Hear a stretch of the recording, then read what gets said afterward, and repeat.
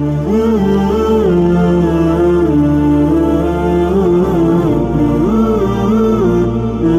ونصلي على رسوله الكريم أما بعد فأعوذ بالله من الشيطان الرجيم بسم الله الرحمن الرحيم قال الله تبارك وتعالى في القرآن المجيد يسألونك عن الساعة أيان مرساها قل إنما علمها عند الله وما يدريك لعل الساعة تكون قريبا لا يجليها لوقتها إلا هو ثقلت في السماوات والأرض لا تأتيكم إلا بغتة يسألونك كأنك حفيج عنها قل إنما علمها عند الله وما يدريك لعل الساعة تكون قريبا وقال النبي صلى الله عليه وسلم في حديث الطويل حين يسأل جبريل أمين قال ما المسؤول بأعلم من السائل সম্মানিত দ্বীনি ইসলামী ভাইরা এবং পর্দার আড়ালে মা ও বোনেরা, প্রশংসা মাত্রই মহান আল্লাহ সুবহানাহু ওয়া তাআলার জন্য, যিনি আমাদের সকলকে সৃষ্টি করেছেন এবং আজকে তিনি বিশেষ করে আমাদেরকে ধর্মীয় সভাতে বসে কিছু মূল্যবান আলোচনা শোনা এবং আমল করার সুযোগ দান করেছেন। তাই জন্য তার দরবারে আমরা সকলেই শুকরিয়া জানাবো, আলহামদুলিল্লাহ। অতঃপর লাখো কোটি সালাম এবং দরুদ বর্ষিত হোক নবী কুলের শিরোমণি মুহাম্মদুর রাসূলুল্লাহ সাল্লাল্লাহু আলাইহি ওয়াসাল্লামের প্রতি, যিনি আমাদের জন্য দ্বীনে ইসলামকে স্পষ্ট রূপে পুঙ্খানুপুঙ্খভাবে খুঁটিনাটি তথ্য হিসাবে আমাদের কাছে তুলে দিয়ে গেছেন। তাই জন্য তার আত্মার উদ্দেশ্যে আমরা দরুদ পাঠ করব, আল্লাহুম্মা সাল্লি আলাইহি আল্লাহুম্মা বারিক আলাইহি। প্রিয় দ্বীনে ইসলামী ভাইরা, আজকে আলোচ্য বিষয় হচ্ছে যে কিয়ামতের আলামত। এই বিষয়ে আমাকে দেওয়া হয়েছে পূর্ব থেকে, ইনশাআল্লাহ এই বিষয়ে আলোচনা রাখা হবে। ওমা তৌফিকি ইল্লা বিল্লাহ। সম্মানিত দ্বীনি ভাইরা, আমাদেরকে উদ্দেশ্য করে আল্লাহ তাআলা এই পৃথিবীতে পাঠিয়েছেন, বিশেষ করে মানব জাতি এবং জিন জাতিকে এই উদ্দেশ্য করে পাঠিয়েছেন যে আমরা এই পৃথিবীতে থেকে রব্বুল আলামিনের ইবাদত বندگی করি। এই কথা আল্লাহ তাআলা সূরা যারিয়াতের মধ্যে বলেছেন, ওমা খলাকতুল জিন্না ওয়াল ইনসা ইল্লা লিয়াবুদুন। আর আল্লাহ তাআলা একটা নির্দিষ্ট সময় আমাদেরকে দিয়েছেন যে এই একটা হচ্ছে প্রতিটি মানুষের জন্য নির্দিষ্ট সময়কাল, অর্থাৎ তার মৃত্যু পর্যন্ত তার সময়কাল। পৃথিবীতে যে প্রাণী একবার জন্মগ্রহণ করেছে তাকে মৃত্যুবরণ করতেই হবে। পৃথিবীতে যে একবার এসছে তাকে এই পৃথিবীর মোহমায়া ছেড়ে যেতেই হবে। যে একবার জন্মগ্রহণ করেছে তাকে মৃত্যুর স্বাদ গ্রহণ করতেই হবে। অর্থাৎ এই পৃথিবী স্বাদের পৃথিবী, যেখানে আমাদের চারিদিকে আমাদের ভালোবাসা মোহমায়া, যেখানে আমাদের বিশাল স্বার্থ, যেখানে আমাদের জন্য আমাদের সমস্ত প্রকার মহাব্বতের বিষয় এখানে আছে। অথচ এই পৃথিবী ছেড়ে আমাদেরকে একদিন চলে যেতে হবে। ঠিক তেমনি এই পৃথিবীকেও একদিন ছেড়ে চলে যেতে হবে রব্বুল আলামিনের নির্দেশে। অর্থাৎ এই সুন্দর পৃথিবী, এত সুন্দর পৃথিবী, আপনি যদি পৃথিবী ঘোরেন তাহলে দেখতে পাবেন কোথায় সুন্দর মরুভূমি জলাভূমি, কোথায় দেখবেন তৃণভূমি, কোথাও দেখবেন পাহাড় পর্বত, এত সুন্দর নীল আকাশ, এত সুন্দর বীজ, এত সুন্দর পৃথিবীকে রব্বুল আলামিন সাজিয়েছেন। কিন্তু আল্লাহ তাআলা তিনি ঘোষণা দিয়েছেন যে এই পৃথিবীকে তিনি একদিন শেষ করে দেবেন। আর শুধুমাত্রই থাকবেন কে? রব্বুল আলামিনের সত্তা শুধুমাত্র থাকবেন, যেটা কোরআনের মধ্যে আল্লাহ তাআলা ঘোষণা করেছেন যে ওয়ায়াবকা ওয়াজহু রাব্বিকা যুল জালালি ওয়াল ইকরাম কুল্লু মান আলাইহা ফান। যে প্রতিটি প্রাণী, প্রতিটি বস্তু যারা এই পৃথিবীর বুকে আছে তারা সকলেই শেষ হয়ে যাবে, আর বেঁচে থাকবে শুধুমাত্র আল্লাহ রাব্বুল আলামিনের সত্তা, যিনি এই পৃথিবীকে ধ্বংস করার পরে আমাদের কাছে হিসাব নিকাশ নেবেন। এই পৃথিবী ধ্বংস হয়ে যাওয়াই হচ্ছে আরবিতে বলা হয় কিয়ামত। এই কিয়ামত কোনো সহজ বিষয় নয়। এই কিয়ামত কোনো আমাদের কাছে একটা সুন্দর ছবি দেখা, মুভি দেখার মতো নয়, যে পৃথিবী ধ্বংস হওয়ার মুভি যে হলিউড বানিয়ে দিল, আমরা সকলেই দেখে ভাবলাম যে এটি হচ্ছে কিয়ামত। বা একটা সিনেমা আর্টিস্টরা মজা করে একটা মুভির নাম দিয়ে দিল কিয়ামত। বা আমরা নিজে থেকেই যখন কিছু মজা করে বলি কিয়ামত এসে গেছে, কিন্তু রব্বুল আলামিনের কসম কিয়ামত এর থেকেও অনেক অনেক অনেক গুণ ভয়ঙ্কর। সেই ভয়ঙ্কর সম্পর্কে কোরআনের মধ্যে বলা হয়েছে সূরা হজ্জের প্রথম আয়াতে, ইয়া আইয়ুহান নাসু তাকু রাব্বাকুম ইন্না জালজালাতাস সাআতি শাইউন আযীম। হে ঈমানদারগণ, তোমরা আল্লাহ রাব্বুল আলামিনকে ভয় করো আর তোমরা মনে রাখো নিশ্চয়ই ইন্না জালজালাতাস সাআতি, কিয়ামতের সময় যে ভূমিকম্প হবে, শাইউন আযীম, এটি হচ্ছে অনেক বড় বিষয়। ইয়াউমা তারাউনাহা তাযহালু কুল্লু মুরজিআতিন আম্মা আরযাত ওয়া তাদউ কুল্লু যাতি হামলিন হামলাহা ওয়া তারান নাসা সুকারা ওয়া মা হুম বিসুকারা ওয়ালাকিন্না আযাবাল্লাহি শাদীদ। সূরা হজ্জের প্রথম আয়াতে, দ্বিতীয় আয়াতে বলা হয়েছে যে কিয়ামত হচ্ছে বহুত ভয়ঙ্কর বিষয়।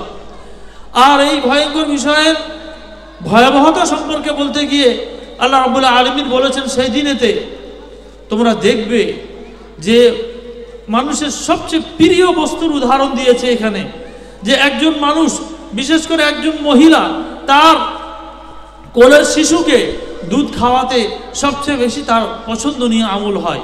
তখন একজন মহিলা তার দুধ পান করা শিশুকে ছেড়ে দিয়ে পালাবে, আর ভয়ে তারা হতভম্ব হয়ে যাবে। তারা রাস্তায় বেরিয়ে লোকেরা এদিক ওদিক ছুটোছুটি করতে থাকবে। তখন আল্লাহ রাব্বুল আলামিন বলছেন লোকেদেরকে তখন মনে হবে যে তারা মদ্যপ অবস্থায় আছে, তারা নেশাগ্রস্ত অবস্থায় আছে, কিন্তু তারা নেশাগ্রস্ত অবস্থায় নেই। এটি হচ্ছে সেই ভয়ঙ্কর দিবস, যে দিবস সম্পর্কে তোমাদেরকে ভয় দেখানো হয়েছে এবং তোমাদেরকে আগে থেকে সতর্ক করা হয়েছে। আল্লাহ রাব্বুল আলামিন কোরআনের মধ্যে এই কিয়ামতের বিভিন্ন নাম ঘোষণা করেছেন। কোথাও এই কোরআনের মধ্যে কিয়ামতের নাম, যেটা আসল নাম ইয়ামুল কিয়ামা, আর এছাড়াও বিশেষণ দিয়ে নাম করা হয়েছে, ইয়ামুদ্দিন বলা হয়েছে, তারপর কোথাও বলা হয়েছে ইয়ামুল জাযা, আবার কোথাও বলা হয়েছে আল কারিয়া, আবার কোথাও বলা হয়েছে আল হাক্কা, প্রমাণ হওয়া বিষয়, আর হচ্ছে আল কারিয়া মানে খড়খড় শব্দকারী বিষয়। এমন এমন কোরআনের মধ্যে কিয়ামতের বিভিন্ন নাম দিয়ে উল্লেখ করেছে এবং এক একটা নামের মধ্যে এক একটা গুণ লুকিয়ে আছে। যেমন সূরা হাক্কার প্রথম আয়াত আল হাক্কাতুম আল হাক্কা মা আদরাকা মাল হাক্কা, নবীকে জিজ্ঞাসা করা হচ্ছে হাক্কা প্রমাণ হওয়া বিষয় কি, আপনি কি জানেন প্রমাণ হওয়া বিষয় কি? ওমা আদরাকা মাল হাক্কা, আপনি জানেন না প্রমাণিত বিষয় কি? কাযযাবাত সামুদ ওয়া আদুম বিল কারিয়া, এটি হচ্ছে কি যে কওমে সামুদ, কওমে আদ, এই বিষয়গুলিকে আল কারিয়া, এই কারিয়া বিষয়টাকে তারা অস্বীকার করেছে, যার ফলে আল্লাহ তাআলা তাদের উপরে শাস্তি পাঠিয়ে দিয়েছে। কিয়ামতের উপরে বিষয় রাখা, এই আয়াত দ্বারা সাব্যস্ত হলো যে আমাদের উপরে ওয়াজিব ফরজ ইমানের অঙ্গ, যদি আমরা এই ফরজকে অস্বীকার করি তাহলে আমরা আর মুমিন থাকবো না। এই সূরা হাক্কা ৩ নম্বর আয়াতে যেখানে বলা হয়েছে আল কারিয়া, এই আল কারিয়া আবার সূরা একটা নাম দেওয়া হয়েছে আল কারিয়া, যেখানে আরো একটু বিস্তারিত বলা হয়েছে আল কারিয়াতুম আল কারিয়া, খড়খড় শব্দকারী। আপনি কি জানেন খড়খড় শব্দকারী কি? ওমা আদরাকা মাল কারিয়া, আপনি কি জানেন খড়খড় শব্দকারী কি? ইয়াউমা ইয়াকুনুন নাসু কাল ফারাশিল মাবসুস, মানুষেরা তখন পোকার মতো ছড়িয়ে পড়বে, সব ঘর থেকে বাড়ি থেকে বার হয়ে এদিক ওদিক ছোটাছুটি করতে থাকবে। এখানে আল্লাহ তাআলা উদাহরণ দিয়েছে মানুষদের অবস্থা, এবং মানুষদেরকে আল্লাহ তাআলা উদাহরণ দিয়েছেন ফারাশিল মাবসুস, মানে ছড়িয়ে পড়া পোকার ন্যায়। ওয়া তাকুনুল জিবালু কাল ইহনিল মানফুস, আর সেদিনে পাহাড় তুলোর মতো উঠতে থাকবে। এত ভারী পাহাড়, এত মজবুত পাহাড়, সে আবার তুলোর মতো উঠতে থাকবে, কত না আশ্চর্যের বিষয়। তারপর আল্লাহ তাআলা যে এই বিষয়গুলো বলে, যেটা আল্লাহ তাআলা আসল উদ্দেশ্য, সেটা আল্লাহ তাআলা এই সূরার মধ্যে বলছেন ফাআম্মা মান সাকুলাত মাওয়াজিনু ফাহুয়া ফি ঈশাতির রাজিয়া, যার নামায় আমল ভারী হবে সেই খুশিকর, সে সুখকর জীবন যাপন করবে। আর যার নামায় আমল কমজোর হবে, দুর্বল হবে, সে জাহান্নামে পতিত হবে। রাব্বুল আলামিনের উদ্দেশ্য এই কিয়ামত সম্পর্কিত আয়াত এবং কিয়ামত সম্পর্কিত হাদিস রাসূলুল্লাহ সাল্লাল্লাহু আলাইহি ওয়াসাল্লামের দ্বারা বর্ণনা করার পরে যে উদ্দেশ্য, সেই উদ্দেশ্য হচ্ছে একটি মাত্র, যে আমরা এই দিনটির প্রতি ঈমান রাখি এবং ঈমান রেখে সেই মোতাবিক আমরা যেন আমল করতে শুরু করে দিই। মানুষ আমল থেকে গাফিল, মানুষ আমল থেকে গাফিল। মিশকাতের কিতাবুল জুমার অধ্যায়ের মধ্যে একটি হাদিস আছে যে কিয়ামত সংঘটিত হবে শুক্রবার দিনে, এই কথাটি হাদিসে এসছে। তো এই দিনেতে প্রতিটি প্রাণী তারা ভয়তে থাকে, প্রতিটি প্রাণী ভয়তে থাকে যে কিয়ামত সংঘটিত না হয়ে যায়, মহাবিপর্যয় সংঘটিত না হয়ে যায়। শুধুমাত্র মানব এবং দানব ছাড়া, জিন এবং মানব সম্প্রদায় ছাড়া, কারণ এদেরকে এই বিষয়গুলি অবগত করা হয়নি। কিন্তু প্রতিটি প্রাণীকে আল্লাহ তাআলা ইলহাম করে দিয়েছেন, তারা জানে এবং তারা ভয়ে থাকে। যখন শুক্রবার দিনের সূর্য উদয় হয় অ্যাজ ইউজুয়াল, যেমন তার হওয়ার কথা, অর্থাৎ পূর্ব থেকে যেমন উদয় হয়, যখন উদয় হয়ে যায় তখন সেই প্রাণীগুলো প্রাণে বাঁচে। তখন তাদের মনটা একটু শান্ত হয় যে তারা আজকে বালা টলে গেছে, বালা মুসিবত আজকে টলে গেছে। কিন্তু রব্বুল আলামিন মানুষদেরকে এবং জিনদেরকে যে কঠিন দিনে হিসাব এদের উপর দিয়ে যাবে, সেই দুই সম্প্রদায় রব্বুল আলামিনের বিধান সম্পর্কে গাফিল। তারা এই বিষয় সম্পর্কে সচেতন না এবং তারা এগুলোকে কিছু মনে করে না।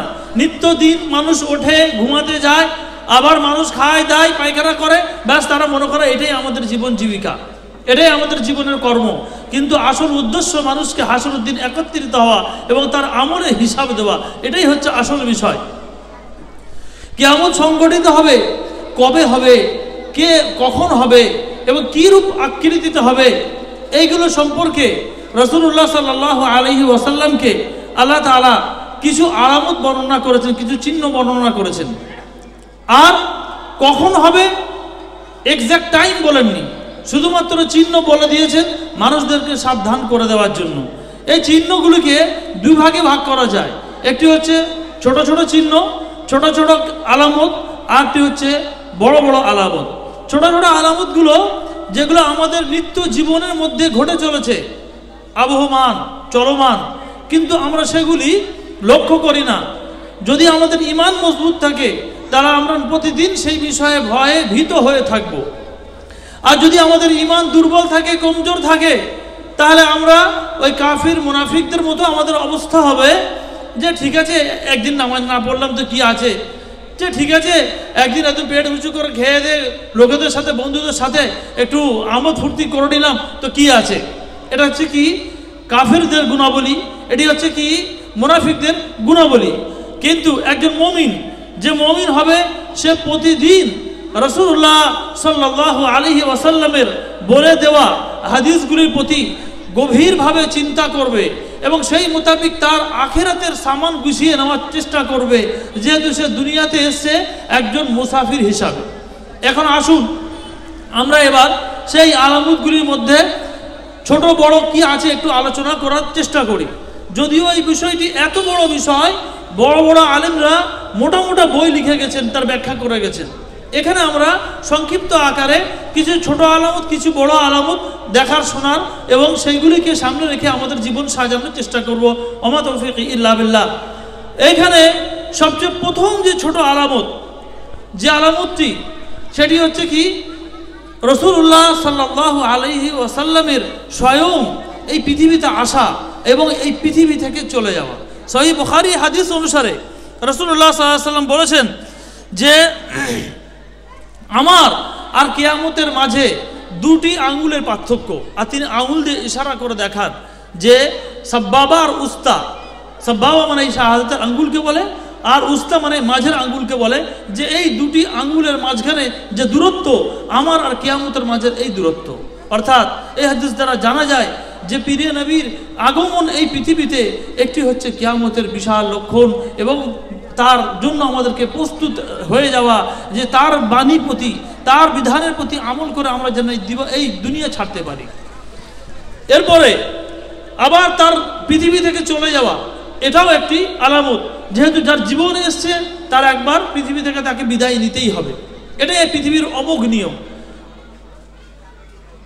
পৃথিবীর সমস্ত আম্বিয়ারা পৃথিবী ছেড়ে চলে গেছেন, আমাদের নবীও পৃথিবী ছেড়ে যাবেন। এটাই আল্লাহ তাআলা ঘোষণা দিয়েছেন, ইন্নাকুম মাইয়িতুন ইন্নাকা মাইয়িতুন ওয়া ইন্নাহুম মাইয়িতুন, আপনিও এই পৃথিবী ছেড়ে চলে যাবেন, মৃত্যুর স্বাদ আপনাকেও গ্রহণ করতে হবে আর তাদেরকেও গ্রহণ করতে হয়েছিল। সুতরাং আল্লাহ নবী পৃথিবী ছেড়ে চলে যাওয়া, এটি হচ্ছে আসা এবং চলে যাওয়া, এটি হচ্ছে কিয়ামতের একটি বিশাল লক্ষণ, যেমনটি রাসূলুল্লাহ সাল্লাল্লাহু আলাইহি ওয়াসাল্লাম আমাদেরকে বলে গেছেন। তারপরে আরো আলামত কি? ছোট ছোট আলামতের মধ্যে আল্লাহ রাসূল সাল্লাল্লাহু আলাইহি ওয়াসাল্লাম বলছেন, লা তাকুমুস সাআতু হাত্তা ইয়াকসুরু ফীকুমুল মাল, যে কিয়ামত সংঘটিত হবে না যতক্ষণ না লোকেদের মধ্যে ধন সম্পদ বৃদ্ধি পায়। ফায়াফিদা, এমন কি মাল উপচে পড়বে, ধন সম্পদ উপচে না পড়ে।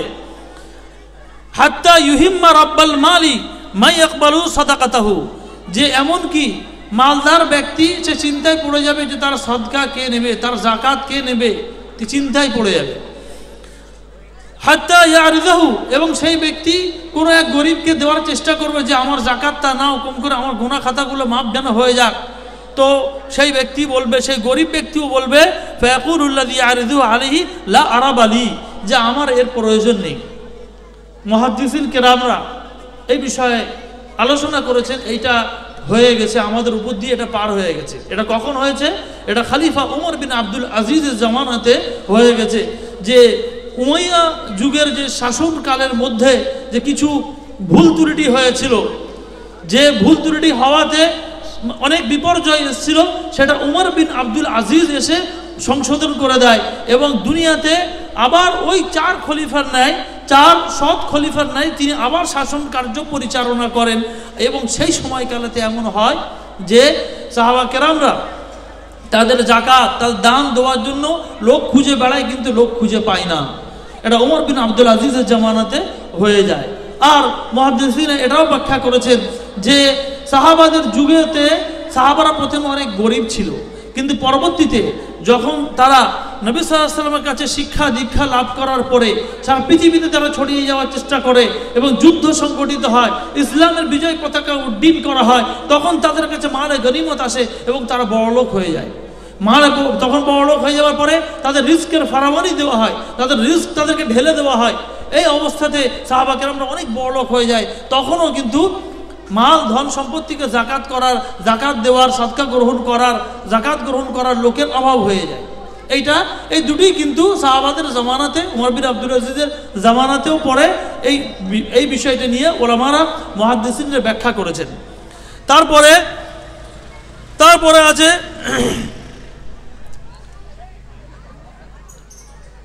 যে এই পৃথিবীতে কিয়ামত সংঘটিত হওয়ার আগে বড় বড় ফিতনা প্রকাশ পাবে। অনেক ফিতনা মানে কি? ফিতনা মানে হচ্ছে পরীক্ষা, যেটা ঈমানের উপরে পরীক্ষা হবে, যে কোনো মুমিন তার ঈমানকে পরীক্ষা করা হবে। আল্লাহ তাআলা কোরআনের মধ্যে বলছেন, ওয়ালাকাদ ফাতান্নাল্লাযীনা আমানু মিনকুম, যে আল্লাহ তাআলা বলছে যে এর আগেও আমি ঈমানদারদের পরীক্ষা করেছিলাম আর তোমাদেরকেও এই পরীক্ষা করব। এখানে এবার কি বলছে রাসূলুল্লাহ সাল্লাল্লাহু আলাইহি ওয়াসাল্লাম, দেখুন এখানে তিনি বলছেন, তাকুনু বাইনা আইদিস সাআতি ফিতানুন কাকিতাআল লাইলিল মুজলিম, যে তোমাদের মাঝে এমন ফিতনা প্রকাশ পাবে যেমন আকাশের, যেমন রাত ঘন কালো রাতের মতো, ঘন কালো রাতের টুকরোর মতো ফিতনা তোমাদের কাছে আসবে। এমন অবস্থা হবে মানুষের, ইসবিহুর রাজুলু ফিহা মুমিনান ওয়া ইমসি কাফিরান, যে একজন ব্যক্তি সকাল করবে মুমিন হয়ে আর সন্ধ্যা করবে কাফির হয়ে, আর ওয়াইমসি কাফিরান ফায়ামসি মুমিন ওয়াইমসি কাফিরান ফায়াসবিহু মুমিনান। আর কি হবে, কোনো ব্যক্তি রাতের বেলা সে মুমিন থাকবে আর দিনের বেলা আবার সকালে উঠবে সে কাফের হয়ে যাবে। মানে ঈমানের এমন পরীক্ষা চলবে, এমন ঈমান তাকে পদে পদে পরীক্ষা দিতে হবে। আর দেখুন আপনি এই ফিলিস্তিনে মুসলমানদের কি অবস্থা, মানে গতকালকের কথা, তারা লাইন দিয়েছে, খাবারের জন্য লাইন দিয়েছে, সেখানে ইসরায়েল তাদের উপরে বোমা মেরেছে। মানুষের ইমান ফিতনার চারিদিকে কালো, ফিতনার কালো বাদল তাদের উপরে ছেয়ে এসেছে। ফিতনা ঘুরপাক খাবে মানুষের উপরে, ফিতনা ঘুরপাক খাবে, এই হাদিস দ্বারা বলছেন। আর যত দিন আসবে তত বেশি বেশি ফিতনা আমাদের চারিপাশে আসবে। এইখানে আমাদের ইমানকে মজবুত করে রাখতে হবে, আমাদেরকে রাসূলুল্লাহ সাল্লাল্লাহু আলাইহি ওয়াসাল্লামের নির্দেশিকাকে পালন করতে হবে মজবুতভাবে, এটাই হচ্ছে আমাদের প্রয়োজন। আর কি বলছে এই হাদিসের মধ্যেই, ইয়াবিউ আকওয়ামুন দীনাহুম বিআরযিম মিনাদ দুনিয়া, মানুষেরা দুনিয়ার তুচ্ছ বিষয়ে, দুনিয়ার তুচ্ছ মালের বদলে তার ইমানকে বিক্রি করে দেবে, দুনিয়ার খাতিরে তার ইমানকে নষ্ট করে দেবে। কেউ মিথ্যা সাক্ষ্য দেবে, কেউ তাকে হারাম খাওয়াচ্ছে, জেনে বুঝে সে হারাম খেয়ে নিচ্ছে, কেউ তাকে এমন কাজ করাচ্ছে যে কাজটা সমাজের জন্য ক্ষতিকর, মুসলমানদের জন্য ক্ষতিকর, সে কিছু টাকার বিনিময়ে, যেমন আজকে নিউজ অ্যাঙ্কাররা দেখুন, তার মধ্যে নামধারী মুসলমানও আছে, যে এমন তারা ঘটনাকে, মিথ্যা ঘটনাকে সত্য করার চেষ্টা করছে, সত্য ঘটনাকে মিথ্যা করার চেষ্টা করছে। চিন্তা করুন, ফিতনা মানুষের কাছে ঘুরপাক খাচ্ছে। মানুষ সামান্য বিষয় নিয়ে, দুনিয়ার সামান্য টিআরপির জন্য, সামান্য মাল দৌলত হাসিল করার জন্য ইমানকে বিক্রি করে দেবে। এখন হুবাহু সেটা প্রকাশ পাচ্ছে আমাদের সম্মুখে। তারপরে এমন ফিতনা, এই ফিতনার সময়তে আরেকটি মজার শিক্ষণীয় হাদিস আছে। হযরত হুযায়ফা রাদিয়াল্লাহু তাআলা আনহু পীরে নবীর একজন খুব গণ্যমান্য শাগির্দ এবং সাহাবী ছিলেন। সব সাহাবী প্রশ্ন করতেন যে কোনটা করলে ফজিলত হবে, কোনটা করলে কল্যাণ হবে, কোনটা করলে লাভ হবে, কি হবে, জান্নাতে যাব। কিন্তু এই ভদ্রলোক সাহাবী এমন ছিলেন, তিনি উল্টো প্রশ্ন করতেন যে কোনটা করলে খারাপ হবে, কোনটা করলে আমি আখেরাতে মুক্তি পাবো, কোনটা করলে আমি ফিতনা থেকে বাঁচবো। সব সাহাবীরা জিজ্ঞেস করেন, আমরা প্রশ্ন করি ভালো কোনটা হবে, আর তুমি জিজ্ঞেস করো যে খারাপ কোনটা হবে, কি ব্যাপার বলো তিনি? বলে, আরে বাবা, আমি তো জিজ্ঞাসা করি এই জন্যই যে আমি এখন খারাপটা জানতে পারবো, তবেই তো আমি খারাপ থেকে বাঁচতে পারবো। তাদের নিয়ত, তাদের ইমান, তাদের জজবা দেখুন, যে তারা সব সময় মন্দটা জানার চেষ্টা করতো, এই জন্য যে যাতে বেশি বেশি করে মন্দ থেকে দূরে থাকা যায়, ভালো বেশি বেশি করে আমল করা যায়। মন্দ থেকে ভালো আমল করার জন্য মন্দ থেকে দূরে থাকা অতীব জরুরি। কোনো মানুষ যদি, এখনই মৌলানা সাহেব বলছিলেন না যে সিনেমাও দেখে, নাটকও দেখে, সাথে মোবাইলে নাটকও দেখে, সিনেমাও দেখে, আর অর্ধনগ্ন মুভি দেখে, নগ্ন মুভিও দেখে, আর সাথে সে 5 ওয়াক্ত নামাজও পড়ে, তাহলে কি হবে? সময়ের গুরুত্ব নিয়ে আলোচনা করছিলেন না? একটা মানুষ ভালো কাজও করে, খারাপ কাজও করে, এটা শরীয়তের উদ্দেশ্য নয়। শরীয়তের উদ্দেশ্য হচ্ছে অন্যায় থেকে জানার পরে তা থেকে বিরত থাকা। হুযায়ফা রাদিয়াল্লাহু তাআলা আনহু এই ধরনের শিরকের বিষয়, নিফাকের বিষয়, সব বেশিরভাগ এই ধরনের নেগেটিভ হাদিসগুলো কার কাছ থেকে বর্ণিত আছে? হুযায়ফা রাদিয়াল্লাহু তাআলা আনহুর কাছ থেকে বর্ণিত। শিরক কাকে বলে, নিফাক কাকে বলে, আর সেই যুগে তো রাসূল সাল্লাল্লাহু আলাইহি ওয়াসাল্লাম তাদের তালিম দিচ্ছিলেন। তাদের মধ্যে আবার শিরক আসবে কেন? তাদের মধ্যে আবার নিফাক আসবে কেন? সেই যুগে তো রাসূল সাল্লাল্লাহু আলাইহি ওয়াসাল্লাম খোদ স্বয়ং তাদেরকে তৈরি করছেন। তাহলে এই যুগে কি শিরকের, নিফাকের প্রয়োজন নেই? তাওহীদের জানার প্রয়োজন নেই? অথচ দেখুন অনেক ভাইরা, আমাদের মুসলমান ভাইরা এ কথা বলে যে এদের কাজ নেই, খালি তাওহীদ নিয়ে আলোচনা করে, এরা খালি শিরক নিয়েই মানুষকে তুচ্ছ তাচ্ছিল্য করার চেষ্টা করে। এখানে একটি প্রশ্ন, হুযায়ফা রাদিয়াল্লাহু তাআলা আনহু ফিতনার ব্যাপারে, শিরকের ব্যাপারে, আর তাওহীদের ব্যাপারে, নিফাকের ব্যাপারে আল্লাহ রাসূলকে বারংবার জিজ্ঞাসা করতেন। তাহলে মানুষ সেই যুগে যদি প্রয়োজন হয়, তাহলে এই যুগে আরো বেশি বেশি করে প্রয়োজন তাওহীদের শিক্ষা বারংবার ছড়িয়ে দেওয়া, সঠিক তাওহীদের আকীদা ছড়িয়ে দেওয়া, শিরক থেকে মানুষকে দূরে রাখা, নিফাক থেকে মানুষকে দূরে রাখা, এবং মানুষকে বিদআত কি, সেটা বিদআতের ভয়াবহতা কি, এইগুলো সব বলে দেওয়া। এটা হচ্ছে আলেম ওলামাদের ইমানি একটা দায়িত্ব, কর্তব্য। ভাইরা আমার, এরপরে আরো বিষয় আছে, মানে ছোট ছোট ইলমের মধ্যে, ছোট ছোট যেগুলো ছোট ছোট কিয়ামতের আলামত, তার মধ্যে একটি হচ্ছে বড় বড় আলেমদেরকে জান কবজ করতে হবে। লা তাকুমুস সাআতু হাত্তা ইয়াকবাদুল আলিম, এবং ওয়ায়ুরফাউল ইলমু, যে যতক্ষণ না কিয়ামত প্রকাশিত হবে, সংগঠিত হবে, যতক্ষণ না ইলমকে উঠে নেওয়া হবে, হাত্তা ইরফাউল ইলম, জ্ঞানকে উঠিয়ে নেওয়া হবে। এবার বলা হয় যে এই হাদিসের মধ্যে জ্ঞানটাকে উঠিয়ে নেওয়া হবে কি করে? তখন বলা হয় যে বড় বড় রাসূলুল্লাহ সাল্লাল্লাহু আলাইহি ওয়াসাল্লাম বলেছেন যে আলেমদের মৃত্যুতে, বড় বড় আলেমদের মৃত্যু হওয়ার পরে, তারপরে মানুষ যারা বেঁচে থাকবে তাদের মধ্যে এমন আলেম বেঁচে থাকবে যাদের শরীয়তের মসলা মাসাইল ঠিক জানা থাকবে না। তারা মানুষদেরকে ফিতনার মধ্যে ফেলে দেবে, তারা মানুষদেরকে ফিতনার মধ্যে ফেলে দেবে। এর মধ্যে একটা মজার জিনিস, এটাও কালকে একটা ভিডিও দেখছিলাম, সম্ভবত উত্তরপ্রদেশের একজন আলেম বেরেলভি মাসলাকের, আর একজন জামে মিল্লার মুরতাদ, মানে ইসলাম থেকে ফিরে গেছে সে, আর নিউজ অ্যাঙ্কাররা যেটা করে দুজনকে লড়াই করছে। আর বেরেলি আলেমটা আল্লাহ সম্পর্কে, লা ইলাহা ইল্লাল্লাহ সম্পর্কে ওই অ্যাঙ্কারটা প্রশ্ন করছে, লা ইলাহা ইল্লাল্লাহ বললে কি জান্নাতে চলে যাবে? তাহলে কি হিন্দু যাবে না যাবে না? সেই অ্যাঙ্কারটা এটা বারবার তার মুখ থেকে উগরে নিতে চাচ্ছেন, জান্নাতে কি খালি মুসলমানদের জন্য? জান্নাতে কি কেউ যেতে পারবে না? হিন্দুরা খ্রিস্টানরা কেউ যেতে পারবে না? সেই হিন্দু অ্যাঙ্কারের এটাই উদ্দেশ্য ছিল, সেই বোনের উদ্দেশ্যটাই ছিল যাতে ইসলামকে ছোট করা যায় এবং সে আলেমকে ছোট করা যায়। দুঃখের বিষয় সে আলেম উত্তরে দিতে পারলো না। আর উত্তর দিতে পারছে কে?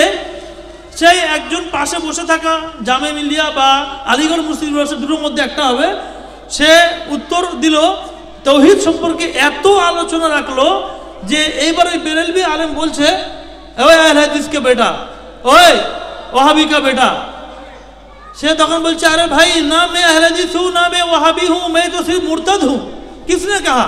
मैं ये इस्लाम को पढ़ा है, ये कॉन्सेप्ट आपको पता नहीं है, ये आपको कॉन्सेप्ट मैं दे रहा हूँ। সে তারপরে তাওহীদের পুরো একটা সুন্দর একটা বয়ান করে দিল এবং বলছে যে আমি এগুলো পড়ার পরে আমার ভালো লাগেনি, আমি ইসলাম ধর্ম থেকে সরে গেছি। বলার উদ্দেশ্য কি? যে ইলম, জ্ঞানকে কিয়ামতের সন্নিকটে তুলে নেওয়া হবে, ইলমকে তুলে নেওয়া হবে। আর এই ইলমটা তুলে নেওয়া হবে কি করে? বড় বড় আলেমদেরকে, যারা কোরআন ও সুন্নাহর প্রকৃত জ্ঞানধারী আলেমদেরকে তুলে নেওয়া হবে।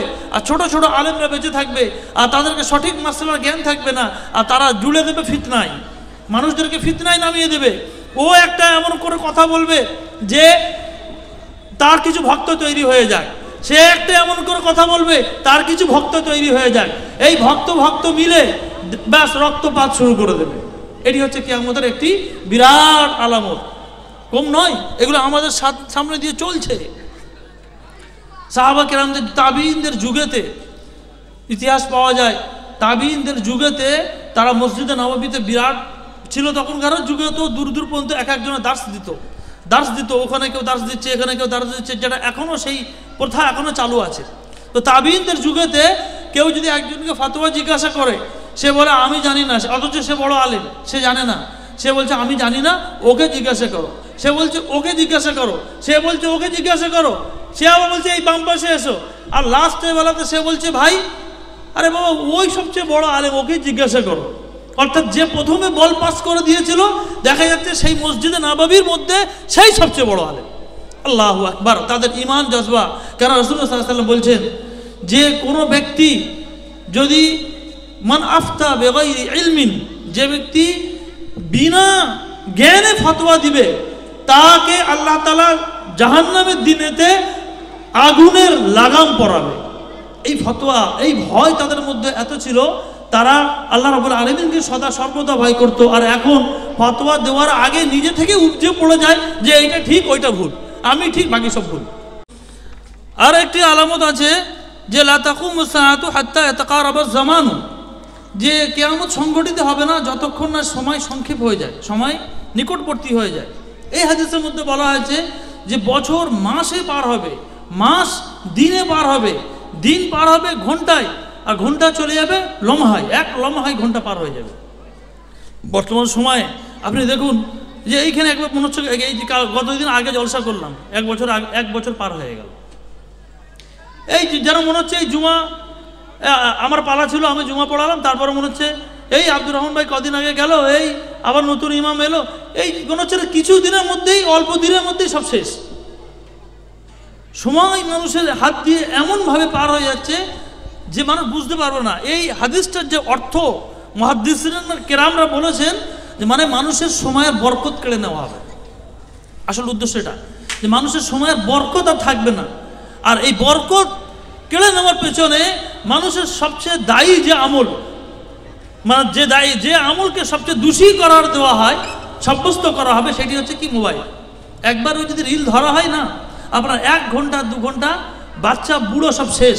ফেসবুকের রিল, ইউটিউবের রিল, আর কি কি রিল এসছে, মানুষ শেষ এতে একদম পুরো।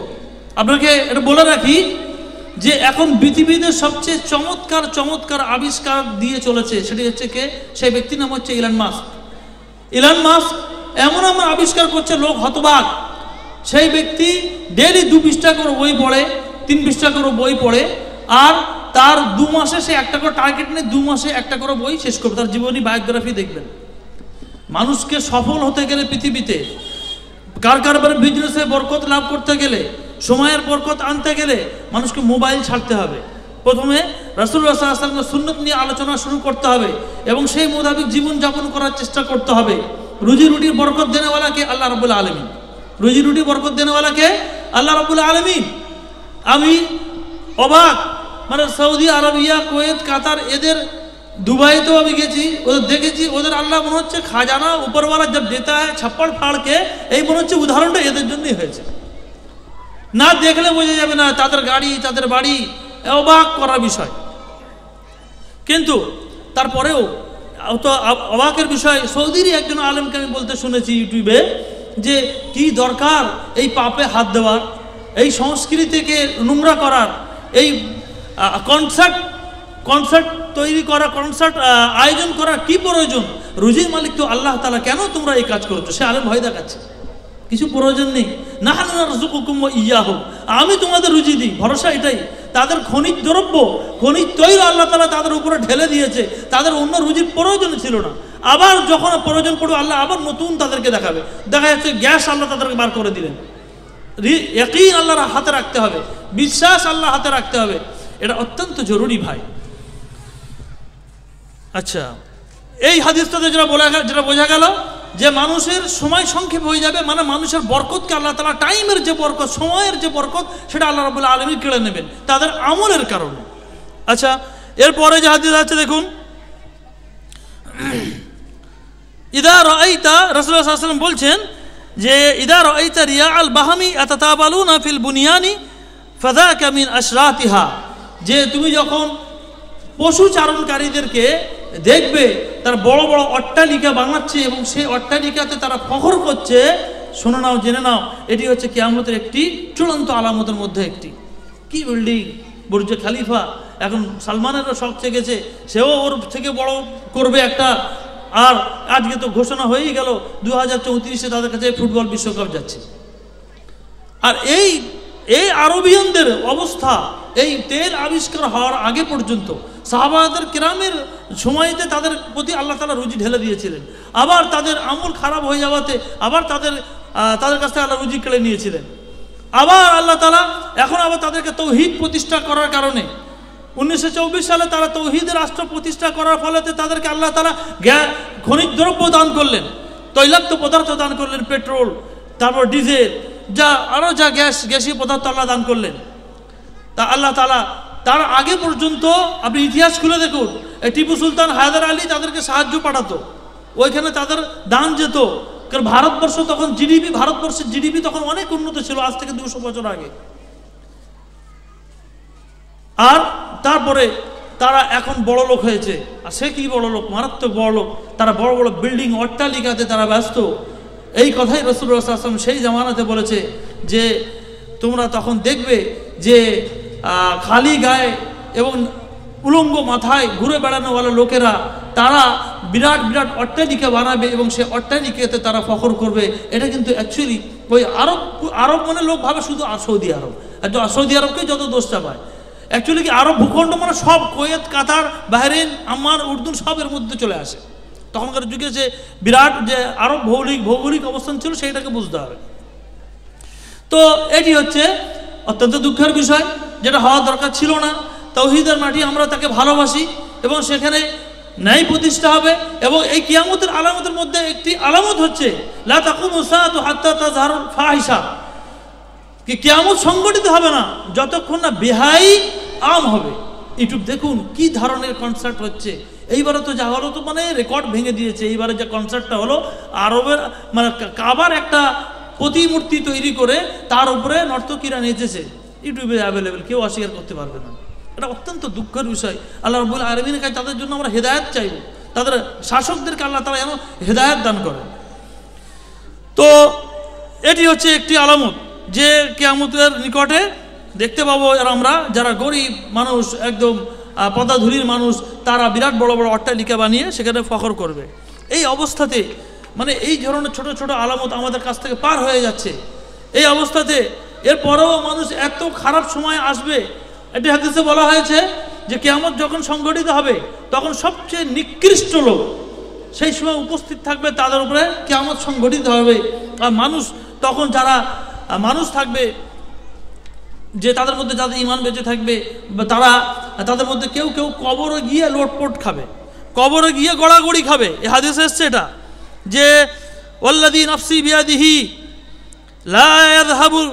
লা ইয়াযহাবু দুনিয়া হাত্তা ইয়ামুররা আর-রাজুলু আলাল কবরি ফায়াতামাররাগু আলাইহি, যে কিয়ামত পৃথিবী ধ্বংস হবে না যতক্ষণ না কোনো ব্যক্তি কবরে গিয়ে গড়াগড়ি দেয় আর সেখানে গিয়ে বলে ইয়া লাইতানি কুনতু মাকানা সাহিবি হাদাল কবরি, হায় আফসোস, হায় আফসোস, হায় কাশ আমি যদি এই কবরবাসী যে ঢুকে আছে কবরের মধ্যে, আমি যদি এর জায়গায় হতাম তাহলে আমি ফিতনা থেকে বেঁচে যেতাম। এটা হচ্ছে একদম সহি হাদিস। মানুষের এখনো সময় এরকম, আল্লাহ রাব্বুল আলামিন জানে কত মানুষ আক্ষেপ করে যে দুনিয়া আল্লাহ এই ফিতনা থেকে। আমার নিজেরও জানা আছে যে আক্ষেপ হয় মাঝে মাঝে যে আল্লাহ এই কী সময়কালে এসে গেছি যে মোবাইলের ফিতনা থেকে লোকে বাঁচতে পারছে না, আলেমরা সমেত বাঁচতে পারছে না। জানি না এই ফিতনা কত দূর পর্যন্ত মানুষকে নিয়ে যাবে, কী অবস্থায় হয়ে যাবে। দেখায় মাঝে মাঝে মনে হয় যে আল্লাহ পৃথিবীতে মনে হয় থাকা আমাদের জন্য দুষ্কর হয়ে যাচ্ছে, তুমি যেটা ভালো বোঝো সেটা করো। এটা আমাদেরও হয়ে যায়, কি করব, এরকম পরিস্থিতির সম্মুখীন আমরা হচ্ছি। ভাইরা আমার, এগুলো কিন্তু আমাদের নিত্য প্রয়োজন, ডেইলি এটা হচ্ছে। বিল্ডিং বানাতে মানুষ ফখর করছে। আরেকটা হাদিসে আসছে মসজিদ বানাতে মানুষ ফখর করবে, মসজিদ বানাতে, মসজিদের ইমারত বানাতে ফখর করবে এবং মসজিদ সাজসজ্জাতে তারা একে অপরের উপর গর্ব করবে। এটাও কিয়ামতের একটি আলামতের মধ্যে হাদিসে স্পষ্টভাবে বর্ণনা হয়েছে। নামাজ পড়বে না কিন্তু মসজিদকে সাজানোতে বিরাট তার কারিকার্য করবে, বিরাট মাতামাতি করবে। এটাও একটি কিয়ামতের আলামতের কথা বলা হয়েছে। এই ধরনের আলামত প্রচুর বলা হয়।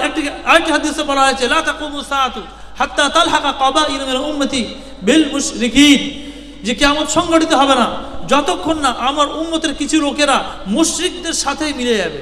কোন হাদিসে এসেছে হাত্তা ইয়াবুদুল আওসান, এমনকি তারা বুত পূজা শুরু করে দেবে, বুত পূজা শুরু করে দেবে।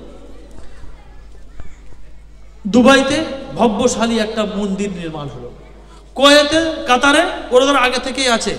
আর দেখুন আগামী দিনেতে সৌদি আরবে হবে হয়তো।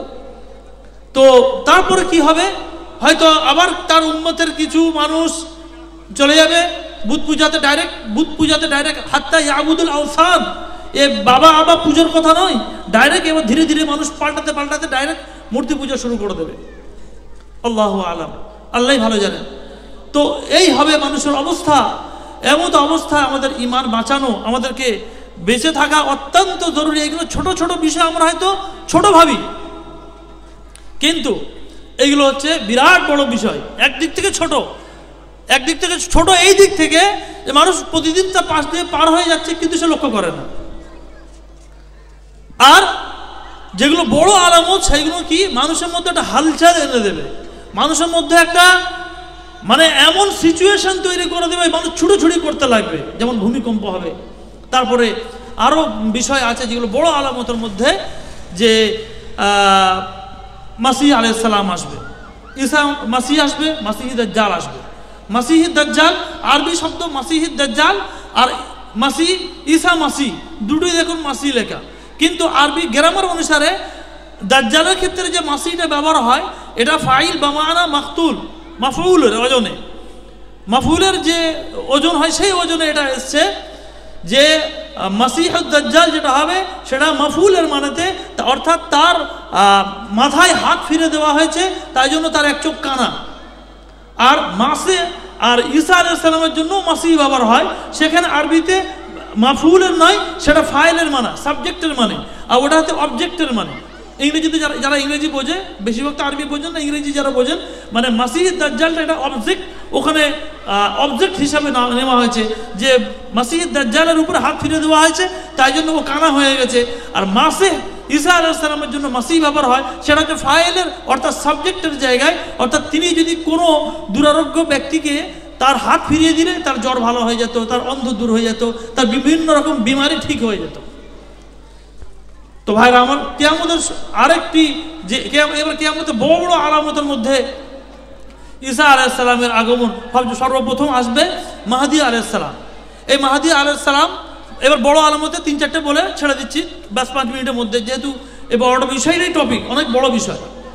মাহদী আলাইহিস সালাম এই যে পৃথিবীতে এখন মুসলমানরা মার খাচ্ছে, ইহুদিরা যে মার দিচ্ছে, এ আর থামবে বলে মনে হয় না। এটা কিন্তু থামবে বলে মনে হয় না। এটা সেই মাহদী আলাইহিস সালাম আসবে, আর সেই বিরাট যুদ্ধ হবে। সেই যুদ্ধতে তখন মুসলমানরা আবার বিজয় লাভ করবে, তারা একসাথে তলায় আসবে তখন। আর মাহদী আলাইহিস সালামের আলামত বলা হয়েছে যে তার নাম মুহাম্মদ সাল্লাল্লাহু আলাইহি ওয়াসাল্লামের নামেতেই হবে, মুহাম্মদ বিন আবদুল্লাহ তার নাম হবে। আর এই মাহদী আলাইহিস সালাম মুহাম্মদ সাল্লাল্লাহু আলাইহি ওয়াসাল্লামের বংশ থেকেই হবে, এগুলো আলামত বর্ণনা করা হয়েছে। তিনি সৌদি আরবের ভূখণ্ড থেকেই আসবে। সৌদি আরবকে ঘৃণা করার কিছু নেই, ভুল যেটা হচ্ছে সেটা ভুল, আর যেটা ঠিক সেটা ঠিক। সে সাহাবাদের বংশধর মধ্যে থেকে আসবে, আর ওখানে সাহাবাদের বংশরা এখনো ধরে আছে। সবকে বিজাতিরা কি সবকে গড়ে খারাপ করে দেয়, আর আমরা আহলে হাদিসে গড়ে সবকে ভালো করে দিই। তার ভুলটা ভুল, ঠিকটা ঠিক, এটাই ইনসাফ, এটা মাথা রাখতে হবে। তো মাহদী আলাইহিস সালাম আসবে, যুদ্ধ হবে, তখন এই ইহুদিদের যে অত্যাচার তখন হয়তো থামবে। তারপরে মাহদীর পরে তিনি 40 বছর জীবিত থাকবেন। তারপরে আসবে দাজ্জাল, আল্লাহ তাআলা দাজ্জালের ফিতনাকে পাঠাবে। আর এই দাজ্জাল সম্পর্কে রাসূলুল্লাহ সাল্লাল্লাহু আলাইহি ওয়াসাল্লাম বলেছেন যে পৃথিবীতে কোনো নবী এমন আসেনি যে দাজ্জালের ফিতনা থেকে মানুষকে সতর্ক করেনি। সুতরাং আমিও তোমাদেরকে সতর্ক করে যাচ্ছি। তোমরা নামাজের মধ্যে আউযু বিকা মিন ফিতনাতিল মাসিহিদ দাজ্জাল দোয়া পাঠ করবে, প্রতিদিন সূরা কাহাফ তেলাওয়াত করবে, প্রতি জুমাতে সূরা কাহাফ তেলাওয়াত করবে, তার দাজ্জালের ফিতনা থেকে তোমরা বাঁচবে। দাজ্জালের বিভিন্ন আলামত আছে। তাকে তার এখানে দুই চোখের মাঝে লেখা থাকবে কাফের, কিন্তু সে যে জাদু ভেলকি দেখাবে, সে জাদু ভেলকিতে কাফের, মুনাফিক, এমনকি মুনাফিক মুমিন, যেসব মুমিনের ঈমান দুর্বল তারা কুপকাত হয়ে যাবে। কেন? সে দেখাবেই এমন জিনিস। মুসলিম শরীফের বড় হাদিস আছে, সময় নেই, শোনাতে পারলাম না, বহুত লম্বা হাদিস। সে হাদিসের মধ্যে বলা হয়েছে যে সে যখন একটা নদীর পাশ দিয়ে, যখন সে একটা খরাযুক্ত জমির পাশ দিয়ে যাবে, তখন বলবে যে কি চাও তোমরা? তখন বলবে আমাদের এই পানির দরকার। বলে আমি আল্লাহ এই পানি দিয়ে দিচ্ছি, আমি মানুষের রূপ ধারণ করে এসেছি, এরাও পানি। সঙ্গে সঙ্গে সেই ক্ষেত, শস্য শ্যামল, সঙ্গে সঙ্গে ফলমূল গাছ উগাতে থাকবে, উৎপন্ন করতে থাকবে। মানুষ ফিতনায় পড়ে যাবে, তখন তাকে খোদা বলে মেনে নেবে। তারপরে সঙ্গে সঙ্গে আকাশ থেকে বৃষ্টি নামিয়ে নিয়ে আসবে, বৃষ্টিকে অর্ডার দেবে, সঙ্গে সঙ্গে বৃষ্টি নেমে যাবে। যাদের ঈমান কমজোর, তখন তারা বলবে যে এই তো হচ্ছে কে? এই তো হচ্ছে আমাদের আল্লাহ, যিনি অবতার হয়ে আমাদের সামনে এসেছেন। যেমন মিথ্যা নবী সাল্লাল্লাহু আলাইহি ওয়াসাল্লামের একটি আলামত কিয়ামতে বলেছে যে কিয়ামতের শেষকালেতে 30 জন মিথ্যুক নবী আসবে। আর এই লাস্টের যে নবীটা, ওইটা তো নবীর জামানায় সব শেষ হয়ে গেছে। লাস্টের যেটা কাদিয়ানি, এই আহমদ কাদিয়ানি নিজের নাম দিয়ে পায়খানার গু খেয়ে মরেছে, এ বলে যে আমি আল্লাহর নবী। এবার কি ওরও কিছু অনুসারী আছে, তারও তো কিছু অনুসারী আছে, বহু অনুসারী। এরা কারা? এদের ঈমান দুর্বল, এরা কোরআন হাদিসকে রিসার্চ করেনি, পড়েনি, আলেম ওলামার মুখে শোনেনি, তাই জন্য ফিতনায় গ্রেফতার হয়ে গেছে। আজকে আপনারা শুনছেন এই দাজ্জালের আলামতগুলো আমি বলছি, এর মধ্যে যদি আপনি আমল জারি রাখেন, প্রতিদিন নামাজে 5 ওয়াক্ত নামাজে যা নবী সাল্লাল্লাহু আলাইহি ওয়াসাল্লাম দুটি দোয়া মাসুরা শিখিয়েছেন, একটি দোয়া মাসুরা যেটা শেষে পড়া হয়, আল্লাহুম্মা ইন্নী আউযু বিকা মিন আযাবি জাহান্নাম ওয়া আউযু বিকা মিন আযাবিল কবর ওয়া আউযু বিকা মিন ফিতনাতিল মাসিহিদ দাজ্জাল। এই দাজ্জালের ফিতনা আপনি যদি পাঠ করেন, নবীর শেফাত, নবীর আমল যদি কথার প্রতি যদি আমল করেন, তাহলে আপনি সেই ফজিলতটা পাবেন। আপনি কোনো দাজ্জালের ফিতনা যদি আপনার উপরে কিয়ামত এসে যায়, তাহলে আপনি কি করবেন? কারণ কিয়ামত আসবে, লোকেরা ভাবে যে কিয়ামত বাকি আছে, আসবে। ইল্লা বাগতা ফাহাল ইয়ানজুরুনা ইল্লা সাআতা ইল্লা বাগতা। কোরআনের মধ্যে হচ্ছে যে তারা কিয়ামতের জন্য অপেক্ষা করে, আর কিয়ামত তো হঠাৎ করে চলে আসবে। প্রতিদিন সূর্য আল্লাহর কাছে অনুমতি নেয়, এ আল্লাহ আজকে উঠবো। আল্লাহ বলে হ্যাঁ ওঠ, তুই তোর স্থল থেকে ওঠ, অর্থাৎ পূর্ব দিক থেকে ওঠ। আর তখন সেই দিনে আল্লাহ তাআলা প্রতিদিন যখন অনুমতি নেয়, লাস্ট দিনে আল্লাহ তাআলা বলবেন যে আজকে তোকে আর এখানে উঠতে হবে না, তুই ওঠ এইবারে এই দিক থেকে, মাগরিব থেকে, অর্থাৎ পশ্চিম থেকে তুই ওঠ। তখন হঠাৎ করে লোকেদের উপরে আগমন হয়ে যাবে সূর্য, মাগরিব থেকে আগমন। তখন এই দুর্বল মুমিনরা ভাববে এই তো আমি শুনেছি ইমামদের মুখে, এই তো সূর্য আজকে উল্টো দিকে উঠে গেছে, তাহলে তো আজকে আমার আমল ঠিক করতে হবে। রব্বুল আলামিন নবীর ভাষায় বলে দিয়েছেন আমল তখন কবুল হবে না, তিনটে সময় তো আমল কবুল হবে না।